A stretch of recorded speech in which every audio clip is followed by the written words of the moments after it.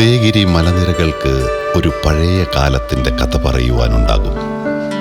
മണ്ണിൽ പണിയെടുത്ത പൂർവ്വപിതാക്കന്മാരുടെ യാതനകളുടെ കഥ. സ്നേഹത്തിൻ്റെ നൂലിഴകളാൽ ഒരു തലമുറയെ നെയ്തെടുത്ത ത്യാഗത്തിൻ്റെ കഥ. കാലം വാർദ്ധക്യത്തിൻ്റെ സായാഹ്ന ഭൂമികയിലേക്ക് മാടി വിളിക്കുമ്പോഴും ചെറുപുഞ്ചിരിയോടെ ഈ മണ്ണിനെ സ്നേഹിക്കുന്ന സ്നേഹം നിറഞ്ഞ മാതാപിതാക്കളെ നമുക്ക് ചേർത്ത് നിർത്താം. അവർ ചൊരിഞ്ഞ അനുഗ്രഹത്തിൻ്റെ തണലിൽ വളർന്നു വന്ന പുത്തൻ തലമുറയുടെ അവകാശികൾ മാത്രമാണ് നമ്മൾ.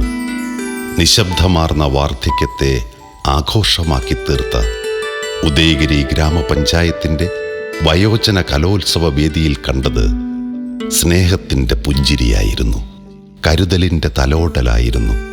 കഥകളും പാട്ടും ആട്ടവുമായി 2 ദിവസങ്ങൾ ഘോഷയാത്രയുടെ അകമ്പടികൾക്ക് പ്രശസ്ത സിനിമാതാരം സരിത കുക്കുവിൻ്റെ മഹനീയ സാന്നിധ്യം പരിപാടിയെ ഏറെ മനോഹരമാക്കി.